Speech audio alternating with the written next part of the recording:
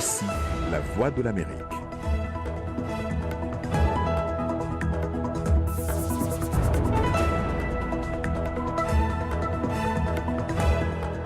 Mesdames, Messieurs, bonsoir. Bienvenue dans Le Monde. Aujourd'hui, voici les titres de votre journal. Onde de choc sur la côte est des États-Unis. L'ouragan Florence s'est abattu ce matin sur plusieurs villes. Des opérations de sauvetage sont en cours. États-Unis toujours, quand la science se mêle de la politique. À quelques semaines des élections de mi-mandat, on verra pourquoi les électeurs changent rarement d'avis.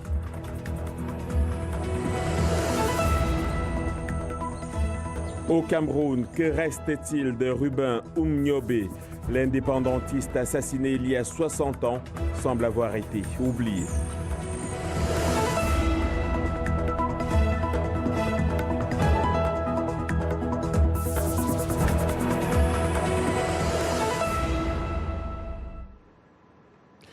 Bonsoir. Commençons par l'actualité ici aux États-Unis où l'ouragan Florence a atteint la Caroline du Nord ce matin.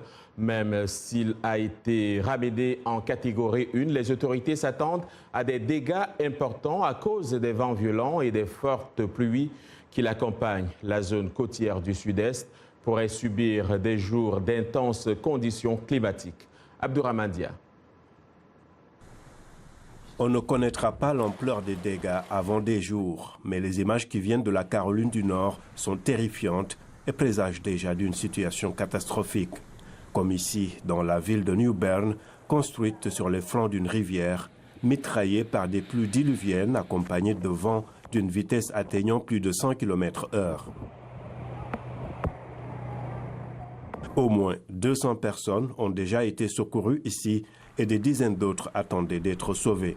Plus d'1 700 000 habitants sur la côte avaient reçu l'ordre d'évacuer. Certains ont choisi de rester. À ceux qui ne prennent toujours pas au sérieux cet ouragan, je veux être clair. Mettez-vous à l'abri et restez ici. Beaucoup parmi ceux qui ont choisi de s'éloigner des zones de danger sont obligés d'aller dans les centres d'accueil où les autorités essayent de leur garantir le minimum. Nous avons, je pense, 75 personnes dans cet abri. Ça peut être plus élevé. Nous pouvons accueillir jusqu'à 150 personnes. Non seulement nous leur offrons un abri, mais aussi une assistance médicale, ce qui est très important dans tout processus d'hébergement. Déjà, plus de 200 000 personnes n'ont plus d'électricité. La situation pourrait empirer. L'administration a indiqué avoir mobilisé les fonds et les moyens nécessaires pour assister les États affectés. 10 ans après l'effondrement de Lehman Brothers, c'est la catastrophe financière qui a suivi. Les États-Unis connaissent un cycle de croissance exceptionnellement long. Indice manufacturier robuste, confiance des consommateurs au plus haut, chômage historiquement bas, création d'emplois solides, croissance supérieure à 4%, record à la bourse. La plupart des baromètres préférés des économistes incitent peu à l'inquiétude. Pour l'heure, les principaux indicateurs sont donc au vert, mais le risque majeur de récession est la guerre commerciale qui pourrait les faire virer au rouge. L'ancien chef de campagne de Donald Trump, Paul Manafort, a plaidé coupable aujourd'hui devant un juge d'association de malfaiteurs contre les États-Unis et d'entrave à la justice et a accepté de coopérer avec le procureur spécial Robert Mueller dans l'enquête russe. L'ancien lobbyiste de 69 ans a déjà été reconnu coupable en août de fraude bancaire et fiscale dans un procès tenu en Virginie. Son admission de culpabilité vendredi lui permet d'éviter un nouveau procès long et coûteux, également gênant pour le président Trump à quelques semaines des élections parlementaires de mi-mandat. D'élections, parlons-en justement. Le contrôle du Congrès est l'enjeu principal des élections américaines de mi-mandat qui se tiendront en novembre. Dans un contexte politique marqué par une forte polarisation, républicains et démocrates se sont positionnés sur les questions clés et le débat les fait guère changer d'avis. Cela représente un problème dans la mesure où la gouvernance repose sur le compromis. Des chercheurs en neurologie et en sciences sociales se sont donc intéressés à la raison pour laquelle les individus changent rarement d'avis sur les sujets politiques et les croyances profondes. Steve Baragona a tenté d'en savoir plus. Dilidico raconte. De la Grèce antique à la création des États-Unis d'Amérique par les pères fondateurs et bien au-delà, toute démocratie repose sur le principe de donnant-donnant. Les conversations peuvent faire changer les avis et si nous débattons nos idées, nous pouvons apprendre de l'autre et ajuster nos croyances. Mais sur des questions controversées telles que le mariage gay ou le contrôle des armes à feu, les débats n'ont que très peu d'influence. Jonas Kaplan voulait comprendre ce qui se passait dans notre cerveau dans ce genre de situation et savoir ce qui rend le changement d'opinion si difficile. Sur un écran, nous leur avons d'abord montré une affirmation à laquelle ils adhéraient, puis nous leur avons montré 5 autres qui remettaient en question leurs convictions. L'équipe de Kaplan a ensuite découvert des différences entre les personnes qui ont changé d'opinion et celles dont les croyances sont restées intactes. Les personnes qui activaient les régions du cerveau en charge des émotions étaient celles qui sont les moins susceptibles de changer d'avis. Les personnes les plus bornées avaient une activité plus forte au niveau de l'amygdale qui réagit face à la peur et à la menace. Pareil au niveau du cortex insulaire qui transforme nos sensations physiques en décisions. Selon Kaplan, ces systèmes évoluent afin de nous protéger. Désormais, nous voyons que ces systèmes s'adaptent de sorte à nous aider à nous protéger contre de nouveaux genres de menaces plus abstraites. Dans ce cas précis, le cerveau considère que l'information peut être dangereuse. Kaplan explique que pour de nombreux individus, les croyances politiques constituent une part importante de leur personne, de leurs relations amicales et de leurs alliances. Les émotions jouent donc un rôle majeur dans notre jugement lorsque nous prenons connaissance d'une nouvelle information, mais elles peuvent également impacter la prise de décision. Voilà. 2 militants de l'opposition au Mali ont été remis en liberté après plus de 2 semaines d'une détention jugée arbitraire par l'opposition. Paul Boro, un ancien cadre de la majorité passé à l'opposition, avait été arrêté à son domicile le 26 août. Il lui est reproché, selon une source sécuritaire, d'avoir fourni des armes à des jeunes à la veille d'une manifestation, ce que ses proches ont fermement démenti. Un autre militant de l'opposition, Moussa Kimbiri, avait lui aussi été arrêté fin août.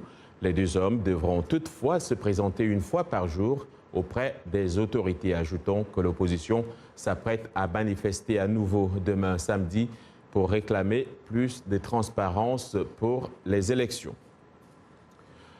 En Côte d'Ivoire, les patrons de presse sont en colère et le font savoir. Ils entendent protester lundi à travers une manifestation baptisée Presse morte. Réunis au sein du groupement des éditeurs de presse de Côte d'Ivoire, ces patrons de presse ont décidé de ne pas paraître lundi 17 septembre dans les kiosques, selon un communiqué. À l'origine de ce mécontentement, la suppression d'une subvention publique de 800 millions de francs CFA. Depuis le mois d'avril, plus de 400 pêcheurs congolais se sont retrouvés en détention suite au lancement d'une opération militaire visant à mettre fin à la pêche illégale dans les eaux ougandaises du lac Édouard. Les précisions avec Morgane Guiriec. Alors que ces 2 pêcheurs congolais tentent de capturer leur prise de la journée, ils se retrouvent eux-mêmes pris au piège. N'ayant d'autre choix que de se rendre à cette patrouille des marines ougandais, les 2 hommes sont ramenés à terre et placés en détention. Je ne parvenais pas à pêcher de notre côté du lac. C'est pourquoi je suis allé pêcher dans les eaux ougandaises. Maintenant, ils m'ont arrêté. Je ne sais pas comment mes enfants vont faire pour survivre. La République démocratique du Congo possède les 3/4 du lac Édouard, mais la pêche illégale, renforcée par le manque de contrôle dans l'est du pays, a contribué à l'épuisement des ressources halieutiques et poussé les pêcheurs congolais à s'aventurer du côté ougandais. L'unité de lutte contre la pêche illégale, lancée par le président Yoweri Museveni, a exacerbé les tensions entre les 2 pays.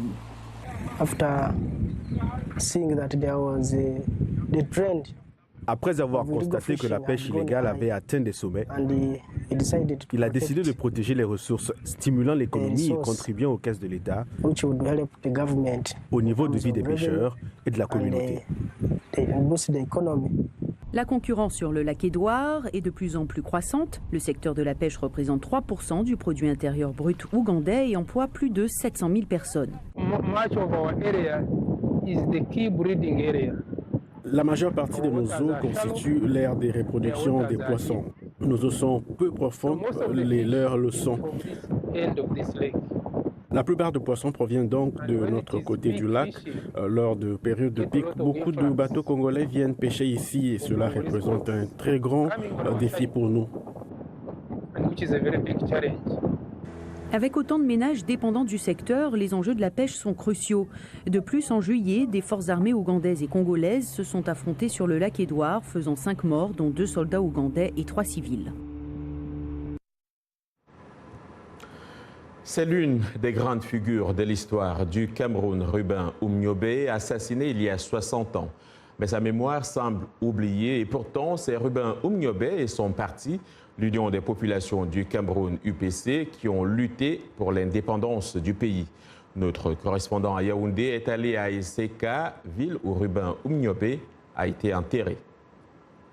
Dans un cimetière mal entretenu, à Eseka, repose à l'écart Ruben Oumniobé.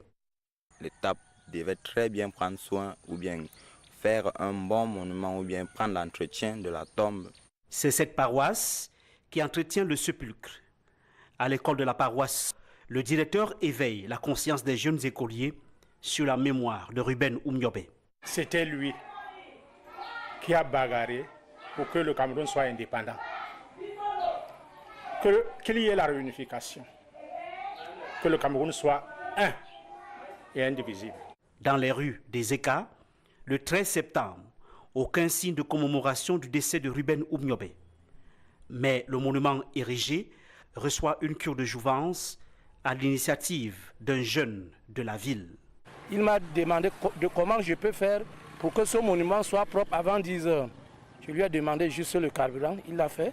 Une trentaine de kilomètres plus loin, à Bomiébel, dans une buvette, nous retrouvons quelques sympathisants de Ruben Oumniobé, interdits de se réunir. Je peux perdre mon père au moment de commémorer son décès. On m'interdit d'enterrer mon père ou bien de penser à ce que mon père est mort. 60 ans après le décès de Ruben Oumniobé, son parti politique, l'Union des populations du Cameroun, n'a pu présenter un candidat à l'élection présidentielle. Le parti est divisé avec 2 secrétaires généraux. Emmanuel Jules Tape de retour des Eka pour VOA Afrique. Autre sujet d'actualité ce soir, les 2 Corées ont ouvert ce vendredi un bureau de liaison conjoint dans la localité nord-coréenne de Kaesong, nouveau signe de rapprochement en amont de la visite la semaine prochaine à Pyongyang du président sud-coréen Moon Jae-in.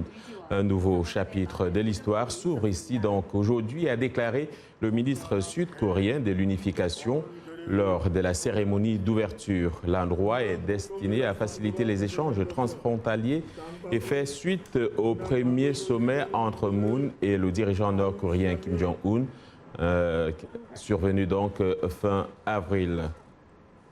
Et puis, plus de 11 millions d'enfants, soit environ 80% de la population de moins de 18 ans, sont menacés de famine au Yémen. C'est ce que déclare le représentant de l'UNICEF dans le pays qui estime à 1,8 million le nombre d'enfants souffrant de malnutrition sévère. Près de 400 d'entre eux se battent pour leur vie.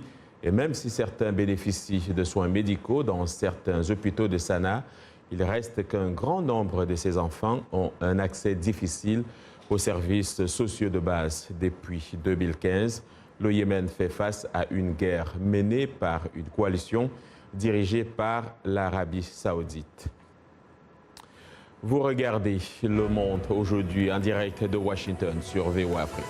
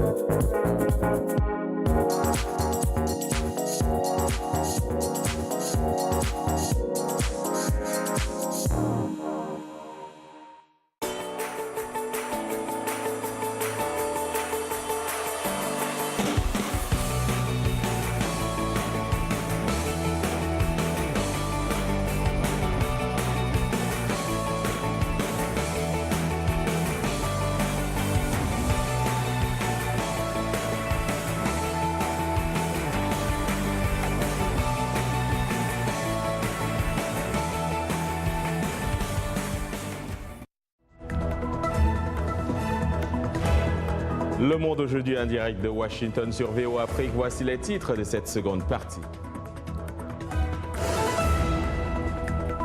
Des enfants sous la peau de parlementaires, ça se passe au Malawi et nous verrons comment ils débattent et adoptent des lois.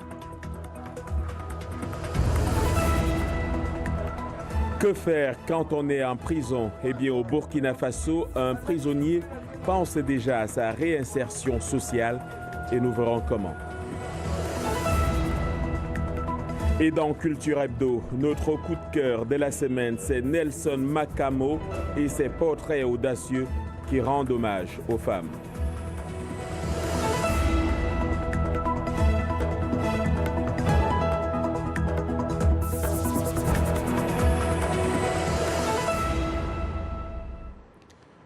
Le groupe international de défense des droits des enfants, Save the Children, mobilise les enfants au Malawi, notamment dans les zones rurales. L'objectif est de leur permettre de discuter de questions les concernant. Et c'est à travers une session parlementaire imaginaire de 2 jours au cours de laquelle ces enfants et adolescents débattent puis adoptent des lois, des motions qui sont ensuite présentées aux autorités gouvernementales pour leur mise en œuvre. Reportage de Lamek Massina, le récit est de Irénée Herman Umbo. Une plénière pas comme dans un parlement traditionnel. Ces Malawites âgés de 10 à 18 ans défendent ici les droits des enfants.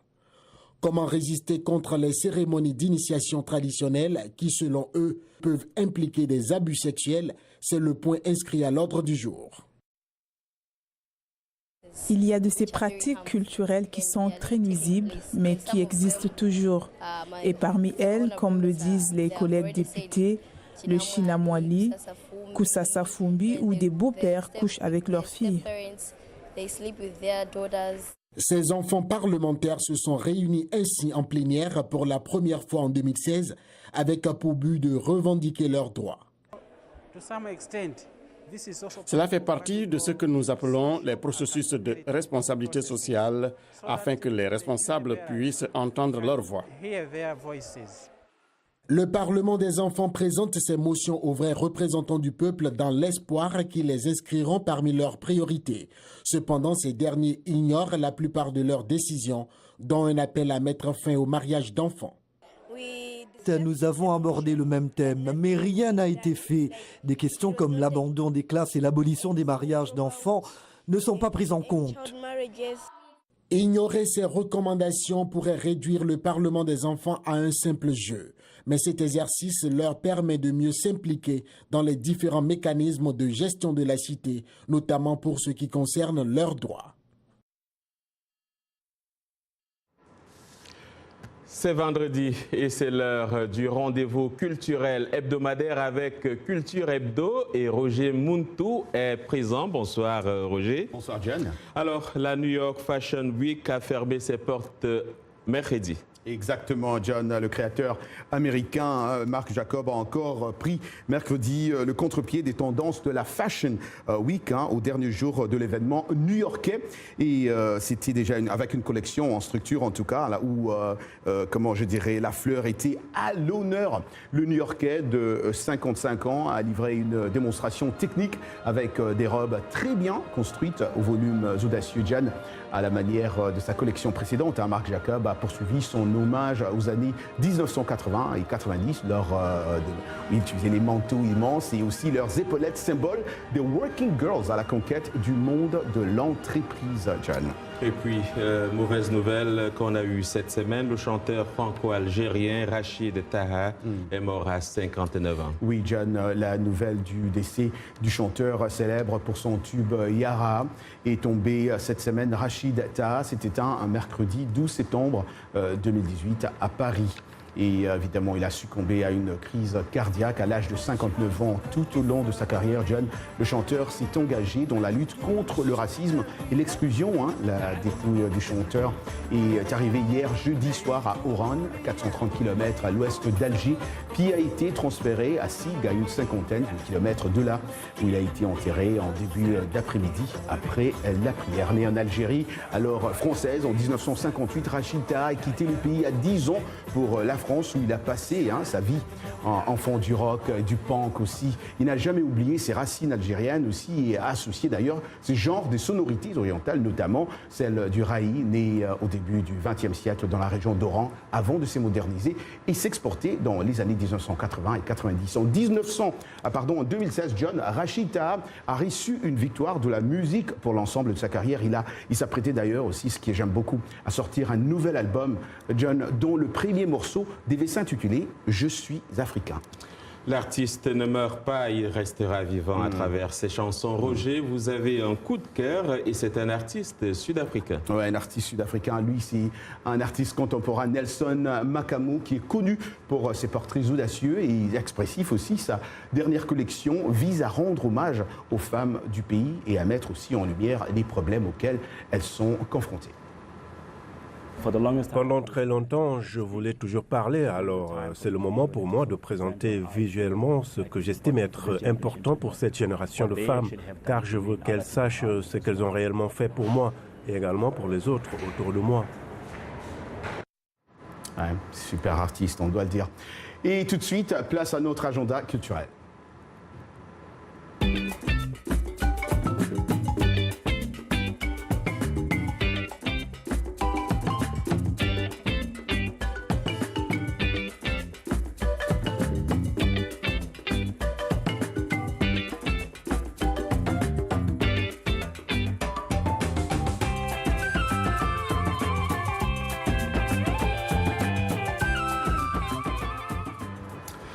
Des rendez-vous intéressants donc dans l'agenda de la semaine. Merci Roger Montou. Bon week-end à vous, John. Et à la semaine prochaine. À la semaine prochaine. Ouais, moi, je serai en vacances, mais ça va quand même. Si, bon, voilà, si tu veux me revoir la semaine prochaine, je serai là. Alors, au Burkina Faso, les prisons ont commencé à offrir aux détenus des formations allant du jardinage à l'élevage, en passant par la couture, la menuiserie et la fabrication de savon. Dans une prison surpeuplée de la deuxième ville du pays, Bobo-Dioulasso, un prisonnier sélectionné pour prendre part à une initiative de réinsertion sociale axée sur les arts prévoit de sortir son tout premier album, Rap, après avoir obtenu une libération conditionnelle. Arzuma Compaoré. Derrière les portes de la prison, un vrai studio d'enregistrement. Jonathan Sougué, surnommé Jonito, est détenu depuis près d'un an dans la prison de Bobo-Dioulasso, dans l'ouest du Burkina Faso. Emprisonné pour complicité de cambriolage, il a commencé à enregistrer un album de rap pour donner un sens à ses activités quotidiennes.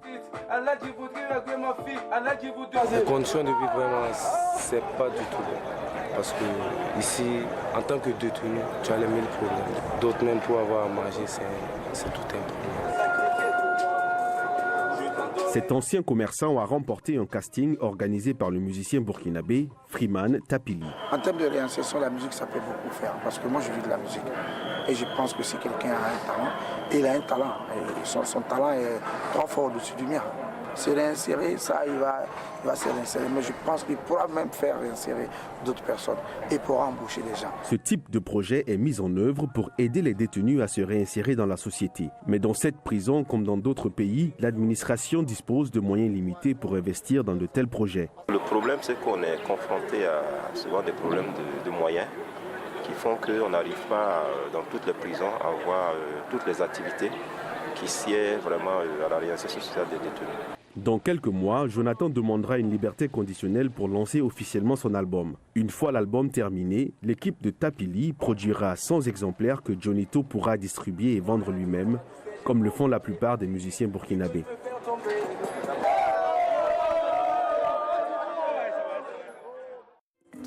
De la musique au sport, il n'y a qu'un pas que nous franchissons pour retrouver Yacouba Ouedraogo. Yacouba, bonsoir. On commence par la Libye qui ne joue toujours pas à domicile. Bonsoir John et bonsoir à vous, amis sportifs. Effectivement, la Libye veut jouer maintenant en Algérie, toujours privée de matchs à domicile en raison des conditions sécuritaires. Les Chevaliers de la Méditerranée ont disputé leur premier match des éliminatoires de la CAN 2019 face aux Seychelles à Tunis en juin 2017. Ils doivent recevoir le Nigeria le 15 octobre prochain lors de la 4e journée. Et pour cette rencontre et celle de novembre contre l'Afrique du Sud, La Libye a demandé à jouer en Algérie cette fois-ci. En 2016, on se souvient encore, elle avait déjà accueilli la Tunisie à Alger pour les éliminatoires du Mondial 2018. Et puis, je vous l'annonçais hier, accusé d'avoir tenté de soudoyer l'arbitre de la rencontre Rwanda-Côte d'Ivoire, le secrétaire général de la Fédération rwandaise de football, François-Régis Uwayezu, et le responsable des compétitions, Eric Rouamiriza, ont été arrêtés par la police rwandaise et une enquête a été ouverte. N'empêche, la fédération continue de clamer son innocence et évoque un malentendu expliquant notamment que l'enveloppe remise à l'arbitre Jackson Pavaza visait seulement à rembourser ses frais de déplacement. Et puis une autre affaire de corruption en Europe, cette fois-ci, Lamine Diack a été de nouveau mis en examen.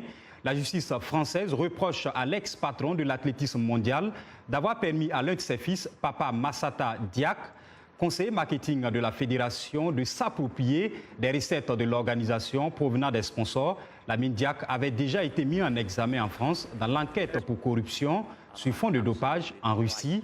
Ancien président de l'IAF de 1999 à 2015, le Sénégalais de 85 ans est par ailleurs visé avec son même fils dans une autre affaire, dans une autre enquête en France et au Brésil sur des soupçons de corruption en marge de l'attribution des Jeux Olympiques à Rio bien sûr, en 2016. Voilà donc pour les sports. On se retrouve la semaine prochaine. Merci Yacouba. Le vainqueur de l'édition 2018 du concours international Chopin sur les instruments d'époque est connu depuis hier. Il s'agit du pianiste polonais Thomas Ritter. Il a été sacré vainqueur dans le cadre d'un programme d'événements célébrant les 100 ans de l'indépendance de la Pologne. 6 autres personnes étaient en compétition pour le titre. Le concours a été créé pour explorer et faire revivre le son de la musique tel qu'il aurait été joué à l'époque de Chopin. Et puis, on termine par la mode. London Fashion Week ouvre ses portes ce vendredi. L'événement, qui se déroulera pendant 5 jours, constitue la deuxième étape de la saison printemps-été 2019. De nombreux acheteurs, journalistes et blogueurs du monde entier y sont attendus, sans oublier certaines grandes enseignes. L'une des spécificités de la London Fashion Week cette saison est qu'aucune fourrure animale ne figurera sur les podiums ni dans les présentations des créateurs. C'est la fin de ce journal. Merci de l'avoir suivi. Demain est un autre jour. Excellent week-end à toutes et à tous.